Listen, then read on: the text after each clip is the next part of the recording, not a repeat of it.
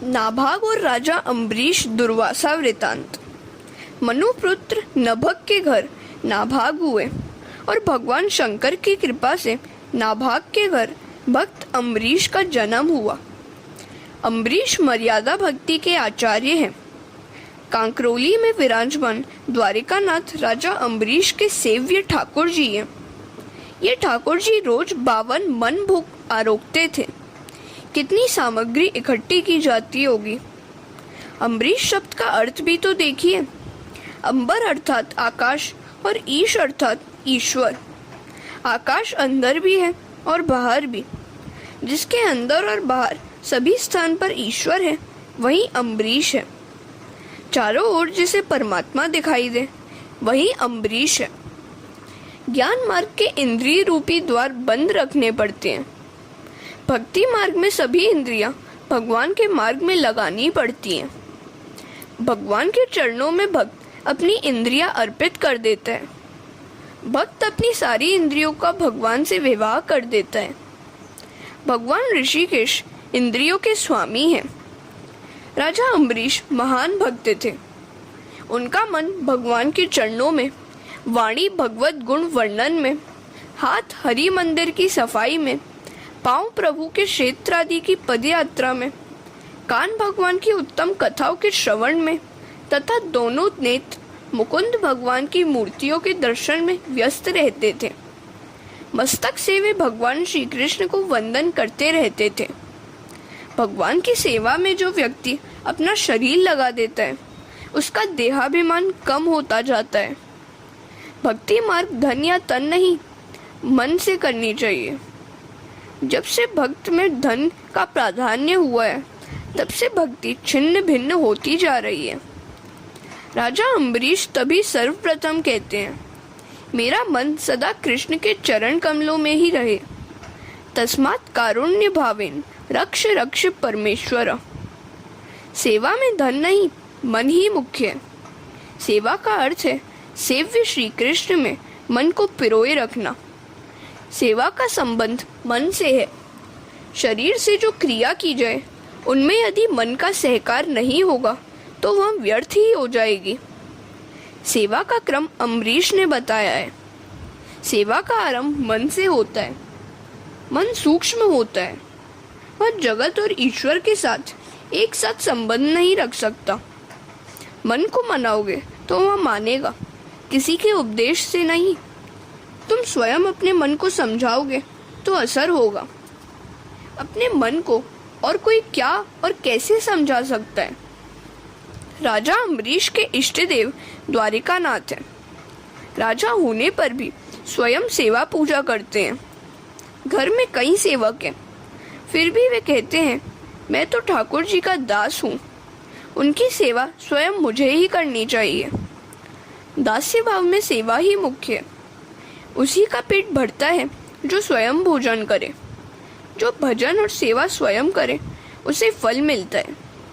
4 काम स्वयं करने पड़ते हैं: भोजन, विवाह, ठाकुर जी की सेवा और मृत्यु। अम्बरीश तो चक्रवर्ती राजा था, फिर भी वह प्रभु सेवा तो स्वयं ही करता था। ठाकुर जी के मंदिर की सफाई भी करता था। वैसा करने से वैष्णवों की चरण रज का लाभ मिलता है। भागवत में स्पष्ट लिखा है कि अम्बरीश भगवान के दर्शन के लिए खुले पांव पैदल ही जाता था। मानो कि हम अम्बरीश का पूरा अनुकरण नहीं कर सकते, किंतु उनका कुछ न कुछ तो अनुकरण करना ही चाहिए। हरे कृष्ण।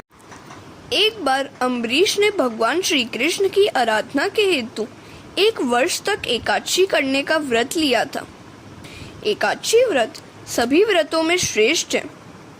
इसके 2 प्रकार हैं, निषेध व्रत और परिपालन व्रत। अन्नाहार से दोष न हो, इसके लिए निषेध व्रत किया जाता है। भगवान की आराधना के हेतु किया गया भगवत व्रत सुखदायी है। एकादशी का व्रत त्रिदिवसीय है। दशमी के दिन एक बार भोजन करें। हो सके तो हविष्यान्न का भोजन करें। दूध और चावल का सात्विक आहार करें। इस दिन अजीर्ण हो जाए उतना भोजन न करें। एकादशी तो यदि शक्य है तो निर्जला ही की जाए। ऐसा ना हो सके तो दूध या ऋतुफल का संयम पूर्वक आहार करें। ऐसा करने पर ही इस व्रत का फल मिलेगा, अन्यथा नहीं। व्रत करने का विचार दृढ़ होगा तो भगवान शक्ति देंगे। एकादशी व्रत करने का संकल्प करोगे तो प्रभु सहायता करेंगे। सत्यनारायण की कथा में उस लकड़हारे लकड़ी काटकर बेचने वाला की बात आती है, जिसने अपने पास पैसे न होते हुए भी सत्यनारायण की पूजा का व्रत लिया और परमात्मा ने उसका संकल्प परिपूर्ण किया। परमात्मा सत्कर्म में हमेशा सहायक होते हैं। लोग मानते हैं कि एकादशी क्या आई, दिवाली के आगमन का संदेश आ गया। ऐसा कभी ना सोचा जाए। एकादशी के दिन घर में अन्न पकाया तो क्या उसका दर्शन तक न किया जाए। इस दिन अन्न में सभी पापों का वास होता है। वे सब उस अन्न खाने वाले के सिर पर जा पहुंचते हैं। एकादशी के दिन पान सुपारी भी नहीं खाई जाए। दिन को सोया भी न जाए। रात को 1-2 घंटे भजन अधिक करें। इस दिन पंढरपुर में विठलनाथ जी भी नहीं सोते। 5 कर्मेंद्रियां, 5 ज्ञानेंद्रियां और 1 मन, इन सभी को प्रभु में लगाए रखना ही एकादशी है। यद्यपि आज लोग एकादशी में 11 रसों को भोगते हैं और उसे दिवाली का लघु रूप भी बना लेते हैं। ऐसा नहीं करना चाहिए। ऐसी एकादशी से कोई फल नहीं मिल पाता। उप मतलब समीप और वास मतलब रहना। उपवास का अर्थ है प्रभु के समीप रहना और वही है सच्ची एकादशी। द्वादशी के दिन एक ही बार भोजन करो। सुपात्र ब्राह्मण की सेवा के बाद प्रसाद ग्रहण करो। द्वादशी के दिन 2 बार भोजन करने से एकादशी का व्रत भंग हो जाता है। एकादशी का व्रत विधि पूर्वक करो। यदि विधि पूर्वक न किया जा सके तो मर्यादानुसार अन्नाहार का त्याग करके फलाहार करो। यह व्रत आरोग्य की दृष्टि से भी आवश्यक है। लोग आजकल के डॉक्टरों का विश्वास करते हैं, किंतु व्यास जैसे महान ऋषि मुनियों के शब्दों का नहीं। डॉक्टर टाइफाइड कहकर 21 दिन अनशन कराए तो लोग कर लेते हैं, किंतु एकादशी को मात्र 1 दिन अनशन नहीं करते हैं। एकादशी न करने वालों को ऐसी एक साथ कई एकादशियां अनिवार्यतः करनी पड़ती हैं। हरे कृष्णा। राजा अम्बरीश ने विधि पूर्वक एकादशी का व्रत किया और व्रत की पूर्णाहुति के समय यमुना किनारे आए। वहां उन्होंने स्नान किया और ब्राह्मणों की पूजा करके व्रत की पूर्णाहुति करने की तैयारी करने लगे। इतने में वहां मुनि दुर्वासा अतिथि बनकर आए। भगवान को भोग लगा दिया था। राजा ने मुनि का स्वागत करते हुए कहा, पधारिए महाराज, मेरे यहाँ प्रसाद ग्रहण कीजिए। दुर्वासा ने कहा, मैं मध्याह्न कर्म आदि से निवृत्त होकर आता हूँ। ईश्वर की धर्म मर्यादा तोड़ने जैसा कोई और पाप नहीं है। ईश्वर की धर्म मर्यादा का उल्लंघन करोगे तो भक्ति असफल रहेगी। ईश्वर के साथ तन्मयता होने के बाद देहभान विस्मृत होने पर यदि धर्म छूट जाए तो कोई आपत्ति नहीं है, किंतु जानबूझकर कभी धर्म की मर्यादा का उल्लंघन होना नहीं चाहिए। इधर राजा को त्रयोदशी के पहले व्रत छोड़कर प्रसाद लेना है और उधर दुर्वासा संध्या पूजा में ऐसे लीन हो गए हैं कि उन्हें समय का भान ही नहीं रहा है। राजा को चिंता हो रही है। ब्राह्मणों को भोजन के लिए आमंत्रण दिया है, उन्हें भोजन कराने के पहले तो भोजन किया नहीं जा सकता। यदि मैं प्रसाद ग्रहण कर लूं तो ब्राह्मण की मर्यादा भंग होती है और ग्रहण न करूं तो त्रयोदशी का आरंभ होने पर व्रत भंग होने जा रहा है। द्वादशी की समाप्ति में कुछ पल शेष है। ब्राह्मणों की आज्ञा पाकर राजा ने प्रसाद ले लिया। राजा ने दुर्वासा का स्वागत किया। दुर्वासा ने अनुमान करके मान लिया कि राजा ने प्रसाद ले लिया है। उन्होंने राजा से कहा, राजन, तूने मुझे आमंत्रण तो दिया किंतु भोजन करके अच्छा नहीं किया। मैं अतिथि और मुझे ही भूखा रखकर तूने भोजन कर लिया। यह कैसी है तेरी विष्णु भक्ति? राजा ने कहा, मैंने तो मात्र जलपान ही किया है महाराज। किंतु दुर्वासा कब सुनने वाले थे? उन्होंने क्रोधवश राजा की एक भी न सुनी। जब तक दुर्वासना है तब तक क्रोध भी शेष ही है। दुर्वासा ने अपने सिर के केश में से कृत्या उत्पन्न की और उसे राजा को मारने की आज्ञा दी। कृत्या अम्बरीश को मारने चली तो अम्बरीश की प्रार्थना से भगवान ने सुदर्शन चक्र छोड़ा और कृत्या की हत्या की। अब वह सुदर्शन चक्र दुर्वासा के पीछे दौड़ चला। मुनि एक लोक से दूसरे लोक भागने लगे, किंतु चक्र ने पीछा न छोड़ा। दुर्वासा की रक्षा कोई न कर सका। अंत में वे वैकुंठ में आकर नारायण से प्रार्थना करने लगे, भगवान मेरी रक्षा कीजिए। नारायण ने स्वागत किया तो मुनि ने कहा, मेरे पीछे आपका चक्र दौड़ रहा है, मेरी रक्षा करें। भगवान मुनि से कहने लगे, जो वैष्णव अनन्य भाव से मेरी सेवा करके मुझे उसका सर्वस्व अर्पण करता है और उसे मैं भी अपने सर्वस्व का दान करता हूँ, मैं भक्ताधीन हूँ। मेरा चक्र इस समय राजा अम्बरीश की आज्ञा के अधीन है। दुर्वासा जी, मैं तो पूर्णतः भक्ताधीन हूँ, मैं लेश मात्र भी स्वतंत्र नहीं हूँ। मेरे भोले भाले सरल भक्तों ने मेरे हृदय को अपने बस में कर रखा है। भक्तजन मुझसे प्रेम करते हैं और मैं भक्तजन से। भक्त के आगे न तो मैं अपनी परवाह करता हूँ और न तो लक्ष्मी की। भक्त मेरे लिए सब कुछ छोड़कर मेरी शरण में आते हैं। मेरे लिए वे अपने सर्वस्व का त्याग करते हैं। मुझे छोड़कर उनको अन्य कोई आश्रय नहीं है। ऐसे भक्तों को त्यागने का विचार मात्र भी मैं कैसे करूं? भक्तों ने मेरे हृदय को वश में कर लिया है। वे मुझे अत्यंत प्रिय हैं। मेरे सिवाय अन्य किसी भी प्रकार की मुक्ति की वे इच्छा कभी नहीं करते। मैं भक्तों का हृदय हूँ और भक्तजन मेरे हृदय। भगवान कहते हैं, अपनी पत्नी, पुत्र, घर, स्वजन, धन, इहलोक, परलोक, प्राण आदि सब कुछ का त्याग करके जो मेरी शरण में आए, उनका त्याग मैं कैसे करूं? भक्त मुझे भक्ति से वश में कर लेते हैं।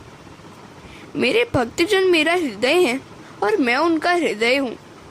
साधवो हृदयम मह्यम साधुम हृदयम त्वहम। हरे कृष्ण। भगवान कहते हैं, तप और विद्या अति उत्तम है, फिर भी उसे यदि विनय विवेक का सहारा न हो तो व्यर्थ ही है। आप तपस्वी हैं और आपके पास प्रबल शक्ति भी है, किंतु आपने उसका दुरुपयोग किया। आप ही तो जरा सोचें, क्या अम्बरीश ने कोई अपराध किया था? उसकी कोई भूल थी? उसने व्रत के पालन के हेतु ही मात्र जलपान ही किया, फिर भी आप क्रोधित हो गए। आप उसी के पास जाइए और उससे प्रार्थना करके क्षमा मांगिए। यदि भक्तराज अम्बरीश क्षमा करेंगे तभी इस सुदर्शन चक्र की गति रुकेगी। दुर्वासा अम्बरीश के पास आए और क्षमा याचना के लिए उन्हें प्रणाम करने जा रहे थे कि राजा ने कहा, नहीं नहीं महाराज, आप वंदन करें, यह शोभास्पद नहीं है। प्रणाम तो मुझे ही आपको करना चाहिए। राजा ने सुदर्शन चक्र से प्रार्थना की, शांत हो जाओ। यदि आज दिन तक मैंने कभी कोई दान, पुण्य, यज्ञ, सेवा की है तो उन सब के पुण्य से तुम्हारा वेग शांत हो जाए। और सुदर्शन चक्र शांत होकर वापस लौट गया। अम्बरीश की कथा में भी एक रहस्य है। अम्बरीश शुद्ध भक्ति स्वरूप है, अतः चरित्र के आरंभ में सभी इंद्रियों की भक्ति बताई गई है। अम्बरीश का चरित्र भक्ति का चरित्र है। भक्ति मार्ग में दुर्वासा अर्थात दुर्वासना बाधा उपस्थित करती है। मैं ही बड़ा हूँ और बाकी सब छोटे हैं, ओछे हैं, ऐसी दुर्भावना दुर्वासना है। सुख को मैं ही भोगूं, ऐसी वासना भी दुर्वासना है। दूसरों को दुखी करने की दुर्वासना भक्ति में बाधा रूप है।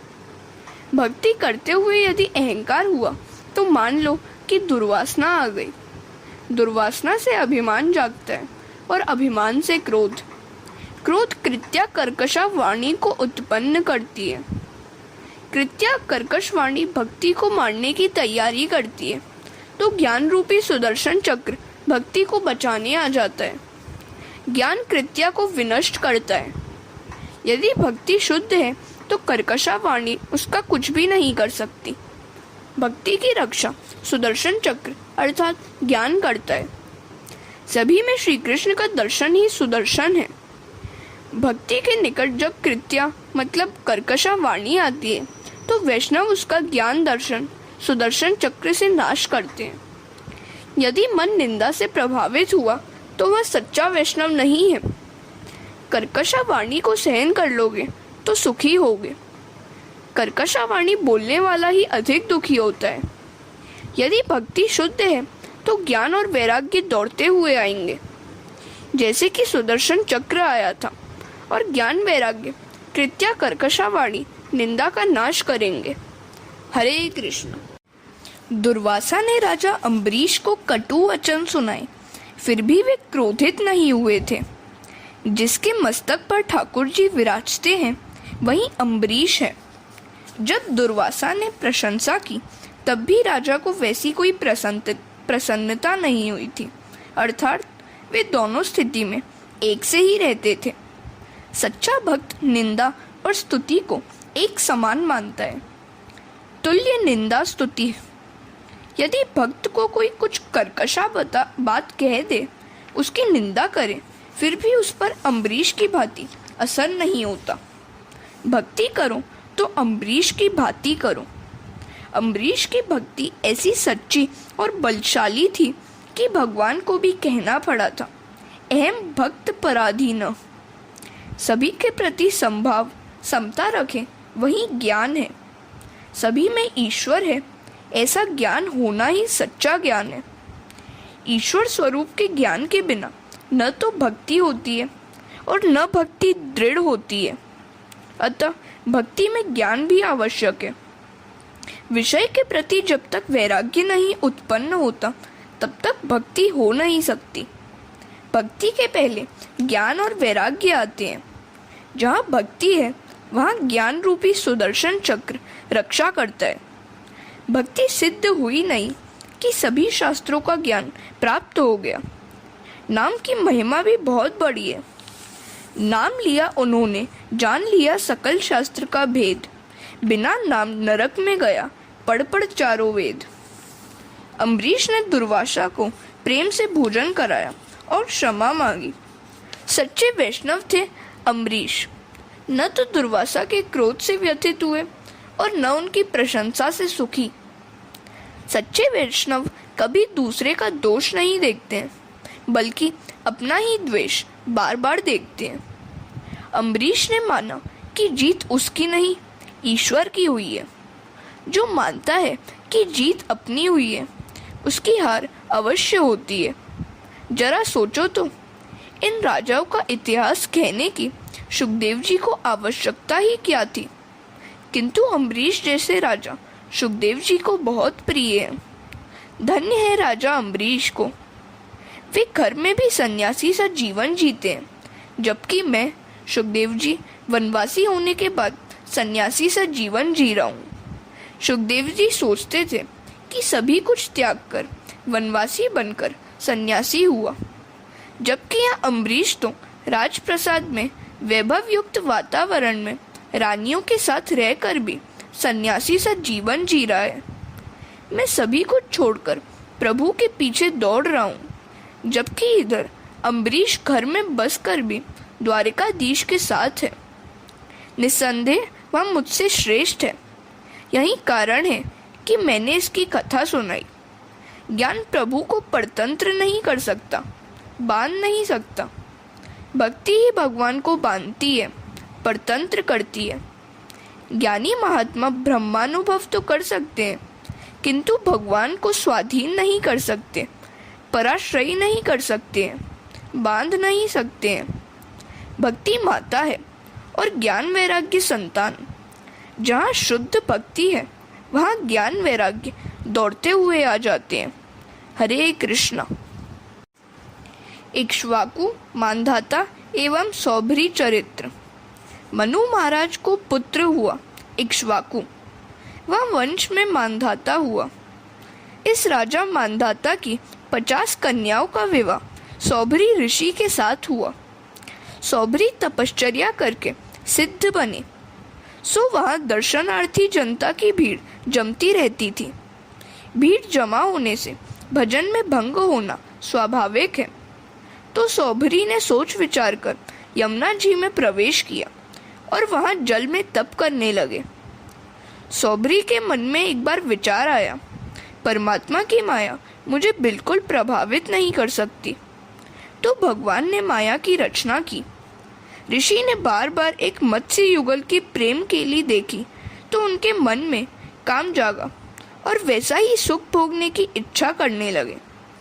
तो 85 वर्ष की वृद्धावस्था में भी विवाह करने की उन्होंने सोची और राजा मानधाता के पास आए। राजा ने सोचा कि इस वृद्ध मुनि से किसी कन्या ने विवाह किया तो वह जीवन भर दुखी होगी और विवाह न होगा तो वे मुझे ही श्राप दे देंगे। फिर मुनि से उन्होंने कहा, आप राजमहल में पधारें, जो भी कन्या आपको पसंद आएगी उसी से आपका विवाह होगा। भगवान शंकराचार्य ने कहा है, अंगम गलितम पलितम मुंड दशन विहीनम जातम तुंडम वृद्धो यादि गृहीत्वा दंडम तदपि न मुंचति आशा पिंडम भज गोविंद भज गोविंद भज गोविंद भज मूढ़ मते। ऋषि सौभरी के मन में विवाह भावना जागी तो वे स्वरूप बदल कर गए। वे सिद्ध थे, सो सुंदर स्वरूप धारण करके राजमहल में पहुंचे। उनका स्वरूप देखकर उनसे विवाह करने के लिए 50 राजकन्याएं आपस में झगड़ने लगी। ऐसा हाल देखकर राजा ने सभी कन्याओं का विवाह इस ऋषि से ही कर दिया। सौभरी सुखोपभोग करने लगे, किंतु आगे चलकर ऋषि की विवेक बुद्धि जागृत हुई। वे पछताने लगे, अरे मैं यह कैसा अनर्थ कर बैठा। मैं था तो तपस्वी, किंतु मत्स्य दंपत्ति की प्रेम केली देखकर मति भ्रष्ट हुआ, विलासी बन गया। जो साधना करना चाहता है, जो इसी जन्म में साध्य की प्राप्ति करना चाहता है, उसे काम सुख के भोगी का संग करना नहीं चाहिए। काम सुख के भोक्ता का संग भी कुसंग ही है। स्त्री संगी का संग भी कुसंग है। यह स्त्री पुरुष संबंध की नहीं, काम की निंदा है। संग के रंग की यह घटना है। सो मोक्ष की इच्छा करने वाले को चाहिए कि मैथुन धर्मी स्त्री पुरुषों का उनके संगी का भी संग न करे। मुमुक्षु मिथुन व्रते नाम संगम त्यजेत। नारी और नारी के संगी का संग भी साधक को नहीं करना चाहिए। स्त्रीणाम स्त्री संगिनाम संगम त्यजेत। सौभरी ऋषि ने जगत को उपदेश दिया है कि कामी और विलासी लोगों के बीच रहकर ब्रह्मज्ञानी बन पाना बड़ा कठिन है। मानव के साथ रहकर मानव बनना सरल है। सत्संग न किया जा सके तो कोई आपत्ति नहीं, किंतु कामी का संग तो कभी न करना। हरे कृष्णा।